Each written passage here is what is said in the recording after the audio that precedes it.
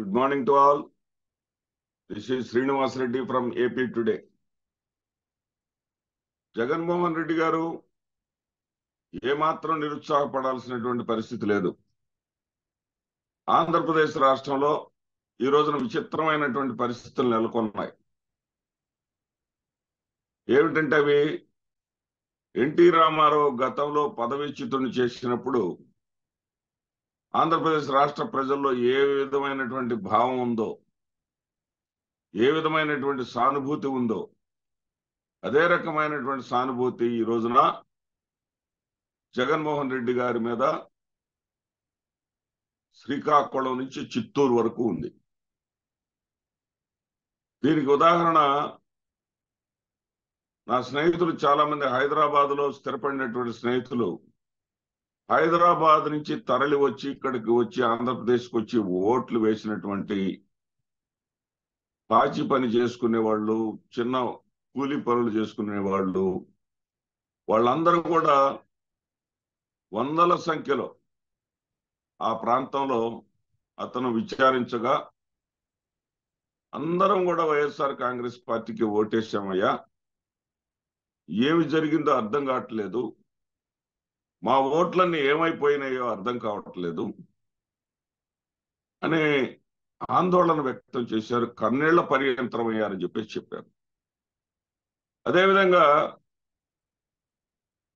ఈ ఎన్నికల ప్రహాసనమే ఒక పెద్ద ప్రహాసనం లాగా మారింది. ఎలా అంటే 6 గంటలకల్లా పోలింగ్ కేంద్రాల్లో ఉన్నటువంటి ఓటర్ల సంఖ్య 100 లోపు ఎక్కడ చూసినా సరే రాష్ట్రం అంతా 50 మందికి పైగాను 100 లోపు ఉన్నారు.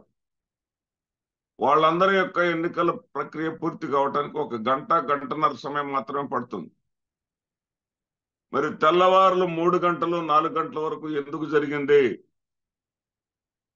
అనేది ఇక్కడ పెద్ద కుట్ర. ఈ పరంగా మొత్తం 164 ఈవీఎం మిషన్లను, వివిప్యాట్స్ ను లెక్కించాల్సినటువంటి 164 నియోజకవర్గాల్లో, కూటమి గెలిచినటువంటి అన్ని నియోజకవర్గాల్లో లెక్కించాల్సినటువంటి అవసరం ఉంది. ఇక్కడ ట్యాంపరింగ్ జరిగిందా లేదా ఈవీఎం మిషన్స్ లో ఎక్స్చేంజ్ జరిగిందా అనే సందేహం రాష్ట్ర ప్రజలందరిలోనూ ఉంది. రాష్ట్ర ప్రజలందరిలో ఉంది ఇది. మరి వైఎస్ఆర్సీపీ ఎందుకు నిర్లిప్తంగా ఉంటుంది, ఎందుకు సైలెన్స్ గా ఉంటుందో అర్థం కావట్లేదు. ఆంధ్రప్రదేశ్ రాష్ట్రంలో జగన్మోహన్ రెడ్డి గారి మీద సానుభూతి పవనాలు వీస్తున్నాయి కాబట్టే శ్రీకాకుళం నుంచి చిత్తూరు వరకు కూడా దాడులు మొదలుపెట్టారు. భయానకమైనటువంటి వాతావరణాన్ని సృష్టిస్తున్నారు, అలజడిని సృష్టిస్తున్నారు, కులం పేరుతో దూషిస్తున్నారు, కులం పేరుతో కాళ్ళు పట్టిస్తున్నారు, తంతున్నారు, శిలాఫలకాలు ధ్వంసం చేస్తున్నారు, వైఎస్ రాజశేఖర రెడ్డి విగ్రహాలను పెకలించి వేస్తున్నారు. ఇంతటి దారుణమైనటువంటి పరిస్థితులు రంగా గారు మరణించినప్పుడు ఆంధ్రప్రదేశ్ రాష్ట్రంలో ఉన్నటువంటి వాతావరణాన్ని గుర్తుకు తెస్తున్నాయి. అంతటి దారుణమైనటువంటి పరిస్థితులను ఇప్పుడు గుర్తుకు తెస్తా ఉన్నాయి. వీళ్ళకా మనం ఓట్లేసింది, ఇందుకా మనం ఓట్లేసింది, ఇందుకా మనం మార్పును కోరుకుంది అనేటటువంటి పరిస్థితులు 13 జిల్లాల్లో కూడా ఏర్పడ్డాయి. ఇందుకోసమైనా మనం ఓట్లేసింది. ఏది ఏమైనా జగన్మోహన్ రెడ్డి గారి తప్పిదం ఒకటే. జగన్మోహన్ రెడ్డి గారి తప్పిదం మధ్యతరగతి వాళ్ళు, అబోవ్ మిడిల్ క్లాస్ వాళ్ళు కూడా ఓటర్లేనని, వాళ్ళ ఆగ్రహానికి గురైతే ఫలితాలు ఎలా ఉంటాయని ముందుగా గుర్తించకపోవటం. ఎందుకంటే ఎంత ఓవర్ కాన్ఫిడెంట్ గా ఉన్నాడంటే అందుట్లో ఏమాత్రం అనుమానం లేదు. నిన్న ఎమ్మెల్యేల తప్పు చెప్పాం, ఈ రోజున జగన్మోహన్ రెడ్డి గారి తప్పుని గురించి కూడా మనం చెప్పుకోవాల్సినటువంటి అవసరం ఉంది. ఏమిటంటే ఆయన చేసినటువంటి తప్పు, ఒకవైపు ఎన్నికల నోటిఫికేషన్ వచ్చిన తర్వాత ఇళ్ల పన్నును అమాంతంగా పెంచుతూ జీవో జారీ చేయటం. ఎన్నికల నోటిఫికేషన్ వచ్చిన తర్వాత ఏదైనా సరే ప్రజల మీద భారం పడకుండా ఎవరైనా సరే చూస్తారు. ఆ జీవో వచ్చిన తర్వాత పదుల సంఖ్యలో నాకు ఫోన్లు వచ్చినాయి. ఫోన్లు వచ్చి, ఏమయ్యా మీరు ఏంటిది, నోటిఫికేషన్ వచ్చిన తర్వాత కూడా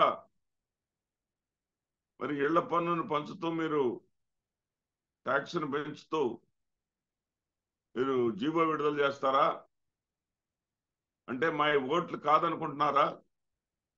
మేము ఓట్లు వేయాల్సిన పని లేదనుకుంటున్నారా? ఇంటి పన్ను పెంచుకుంటూ కరెంటు బిల్లులు పెంచుకుంటూ చెత్త పన్ను పెంచుకుంటూ పోతూ ఈ డబ్బులన్నీ తీసుకెళ్లి మరి పేదలు పేదలు పేదలు అని చెప్పేసి మమ్మల్ని కూడా పెత్తందారు లిస్టులో చేర్చేసి మా ఓట్లు మీకు అవసరం లేదా అని చెప్పేసి ఫోన్లు చేసినటువంటి పరిస్థితి ఉంది. ఇది జగన్మోహన్ రెడ్డి గారు చేసినటువంటి ప్రధానమైనటువంటి తప్పిదం. అదేవిధంగా ల్యాండ్ టైటిలింగ్ యాక్ట్ లో అనేక రకాలైనటువంటి విమర్శలు వచ్చినప్పటికీ కూడా దానిని పక్కన పెడతామని ఒక మాట అనకపోవటం, దాన్ని సమర్థిస్తూ మాట్లాడటం, పాస్ పుస్తకాల మీద జగన్మోహన్ రెడ్డి గారి బొమ్మ వేసుకోవటం జగన్మోహన్ రెడ్డి గారి తప్పు. ఇది చాలా స్పష్టంగా చాలా నిర్దిష్టంగా అనేక మంది సీనియర్ నాయకులు ప్రశ్నించినప్పటికీ జగన్మోహన్ రెడ్డి గారు తేలిగ్గా తీసుకున్నారన్నటువంటి వార్తలు చాలా బాధ కలిగిస్తా ఉన్నాయి. నిన్న కాటసాని రాంభూపాల్ రెడ్డి గారు కూడా ఇదే చెప్పాడు. ఇదే సందర్భంలో వైన్ పాలసీ, మద్యం పాలసీ, మద్యం నువ్వు రేట్లు పెంచుకున్న దానికి ఎవరు బాధపడలా. కానీ ఎంత రేటు పెట్టినా సరే తను అలవాటైనటువంటి బ్రాండ్ దొరకకపోవటం 40 లక్షల మంది పైగా ఉన్నటువంటి మద్యపాన ప్రియులు జగన్మోహన్ రెడ్డి ప్రభుత్వానికి వ్యతిరేకంగా ఓటేయటానికి కారణమైంది. ఇన్ని కారణాలు ఉన్నప్పటికీ కూడా జగన్మోహన్ రెడ్డి గారు మంచి మనిషి, జగన్మోహన్ రెడ్డి గారు విప్లవాత్మకమైనటువంటి మార్పులు చేశాడు, జగన్మోహన్ రెడ్డి గారు విద్యా వైద్య రంగాల్లో చరిత్రను తిరగరాశాడు, ఆంధ్రప్రదేశ్ రాష్ట్రాన్ని అగ్రస్థానంలో ఉంచాడు, విద్యారంగంలో ఆంధ్రప్రదేశ్ రాష్ట్రం అద్భుతమైనటువంటి ప్రగతిని సాధించింది, వైద్యాన్ని ఇంటికి చేర్చాడు, ఫ్యామిలీ డాక్టర్ని ఇంటికి పంపించాడు అన్నటువంటి సానుభూతి ఉంది. ప్రభుత్వం ఖచ్చితంగా అధికారంలోకి రావాలి. ఈ ప్రభుత్వం అధికారంలోకి రాకపోవటానికి కారణం ముమ్మాటికి ట్యాంపరింగ్ లేదా ఎక్స్చేంజ్ ఆఫ్ ఈవీఎంస్ అనే దానికి ఏ విధమైనటువంటి సందేహం లేదు. మరి ఈ దిశగా ఎందుకు చర్యలు తీసుకోవట్లేదని రాష్ట్ర ప్రజలు, రాష్ట్ర ఓటర్లందరూ కూడా మరి 11వ తారీఖు తోటి లాస్ట్ డేట్ అయిపోతా ఉంది. 11వ తేదీ లోపైనా సరే ఎందుకు తీసుకోరు? ఇప్పుడు ఇంతగా ఖర్చు అయినటువంటి అసెంబ్లీ సభ్యులకి ఇది కూడా ఖర్చు అయినా సరే భరించాలి. ఎందుకంటే ఒక 20 అన్ని కాకపోయినా సరే ఒక నియోజకవర్గ పరిధిలో ఒక 20 ఈవీఎంలను ఎక్కడైతే తీవ్రమైనటువంటి సందేహాలు ఉన్నాయో, తెల్లవారుజామున 3 గంటల వరకు 4 గంటల వరకు పోలింగ్ జరిగిందో, ఆ పోలింగ్ అంతా కూడా సైక్లింగ్ అనేది అర్థమైన తర్వాత మరి అక్కడ మీరు అటువంటి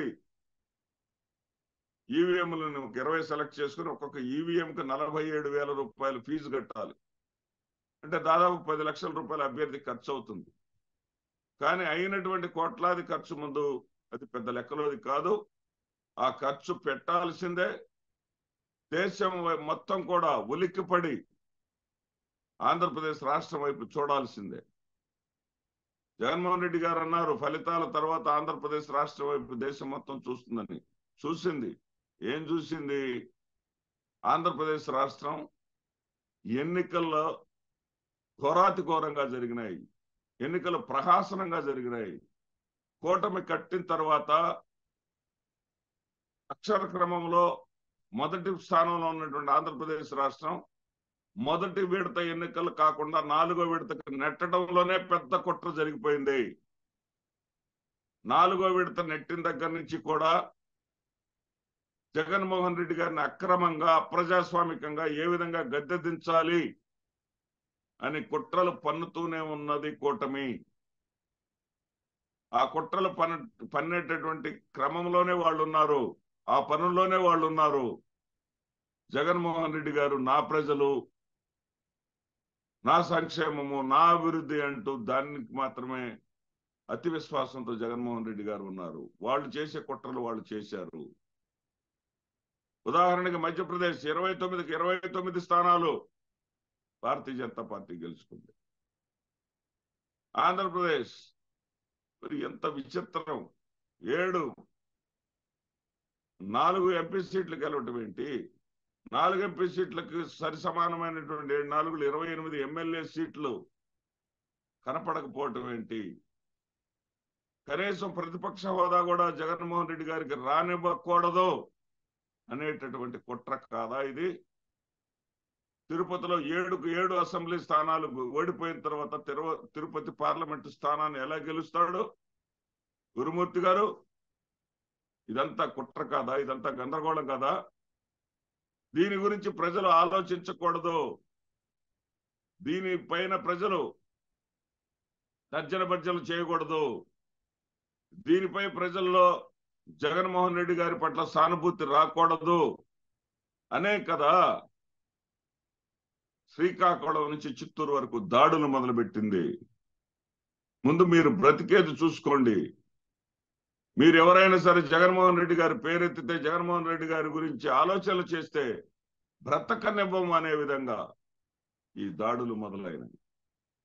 ఎక్కడ దాడులండి ఇవి? ఎంత దారుణం అండి ఇది! ఎంత అన్యాయం అండి ఇది! ఎన్నుకున్నది? ఇందుకేనా ప్రజాస్వామ్యం ఉన్నది? ఇదేనా ప్రజాస్వామ్యం అంటే? ఇదేనా ప్రజాస్వామ్యం అంటే? ఇక ప్రమాణ స్వీకారం చేయకముందే అవకాశం ఇచ్చేశారా? ప్రమాణ స్వీకారం చేసిన తర్వాత లా అండ్ ఆర్డర్ మెయింటైన్ చేయలేదని అపవాదు రాకుండా ఈ లోపలనే మీరు చంపండ్రా, పొడవండ్రా, భయభ్రాంతులకు గురి చేయండి అని చెప్పేసి మీ కార్యకర్తలకు ఏమైనా ఆర్డర్స్ ఇచ్చేశారా? ఇదెక్కడి రాక్షస రాజ్యం అండి? ఇంకా ఆంధ్రప్రదేశ్ లో ప్రజలు ఎవరు ఉండటానికి వీల్లేదా? కూటమికి ఓటేసిన వాళ్ళు, కూటమికి అనుకూలమైనటువంటి కులాల వాళ్ళు మాత్రం ఆంధ్రప్రదేశ్ రాష్ట్రంలో ఉండాలా? ఇంకెవరు ఆంధ్రప్రదేశ్ రాష్ట్రంలో ఉండటానికి వీల్లేదా? జగన్మోహన్ రెడ్డి గారు బయటకు రావాలి. జగన్మోహన్ రెడ్డి గారు జనంలోకి రావాలి. జగన్మోహన్ రెడ్డి గారు తమ నాయకులందరికీ కూడా గ్రామాల్లో పర్యటించమని, ఈ రోజున గ్రామాల్లో పర్యటించేటటువంటి పరిస్థితులు లేకుండా ఉండటం కోసమే కుట్రలు చేస్తా ఉంది కూటమి ప్రభుత్వం. గ్రామాల్లో పర్యటించేటటువంటి వాతావరణం రావటం కూటమికి ఇష్టం లేదు. ఆ విషయాన్ని గమనించి ధైర్యాన్ని తెచ్చుకొని మీరు బయటకు రావాలి. మీరు బయటకు వచ్చిన తర్వాత సాధారణ పరిస్థితులు ఏర్పడతాయన్న సంగతి గుర్తుపెట్టుకోండి. ఈ అరాచక పాలన ఎంతో కాలం ఉండదు. దేశం మొత్తం ఇటువైపు చూసే విధంగా కనీసం 164 నియోజకవర్గాలు కాకపోయినా కొన్ని నియోజకవర్గాలను సెలెక్ట్ చేసుకొని ఆ నియోజకవర్గాలకు 10 లక్షల రూపాయల చొప్పున సుప్రీంకోర్టు మార్గదర్శకాల ప్రకారము ఫీజులను చెల్లించి ఖచ్చితమైనటువంటి విచారణ కోసము మీరు ప్రజల పక్షాన పోరాడవలసిందే. ప్రజల విస్మయంతో ఉన్నారు. ప్రజా తీర్పు కాదిది, ప్రజలు వేసినటువంటి ఓట్లు కాదివి, మా ఓట్లు ఏమైపోయానే అనేటటువంటి ఆందోళనలో ప్రజలున్నారు. చంద్రబాబు నాయుడు గారిని స్వాగతిద్దాం. అనుభవజ్ఞుడు చంద్రబాబు నాయుడు గారికి మంచి అవకాశం కూడా వచ్చింది. ఏది కేంద్ర ప్రభుత్వం ఈయన మీద ఆధారపడి నడవాల్సినటువంటి పరిస్థితి వచ్చింది. ప్రత్యేక హోదా రావాలని కోరుకుందాం, పరిశ్రమలు రావాలని కోరుకుందాం. పరిశ్రమలు ఎలా వస్తాయండి? చిత్తూరు నుంచి శ్రీకాకుళం దాకా దాడులైతే పరిశ్రమలు వస్తాయా? పరిశ్రమలు ఎలా వస్తాయి? ఎక్కడి నుంచి వస్తాయి పరిశ్రమలు? మరి అదేవిధంగా ప్రత్యేక హోదా ఇవ్వాలని కోరుకుందాం. మరి ఇప్పటిదాకా అవకాశం లేకుండా పోయింది, నేను ఇప్పించలేకపోయాను. మహోన్నతుడు నందమూరి తారక రామారావు గారు ఆయనకి భారతరత్న నేను అనేక సార్లు ప్రయత్నం చేసి తెచ్చుకోలేకపోయానని చెప్పాడు కదా చంద్రబాబు నాయుడు గారు. ఆయన మహానుభావ, మేమందరం కూడా సీనియర్ ఎన్టీఆర్కి అభిమానులు. తీసుకురండి దయచేసి, ఇప్పుడైనా మీకు సువర్ణ అవకాశం. ఇక్కడ మీరు అధికారంలో ఉన్నారు, కేంద్రంలో మీ కూటమి అధికారంలో ఉంది, మీరు మద్దతు ఇచ్చినట్టు భారతీయ జనతా పార్టీ అధికారంలో ఉంది. ఎన్టీ రామారావు గారికి భారతరత్న అవార్డు ఇప్పించండి. భారతరత్న రివార్డుని ఆయనకి ఇప్పించండి.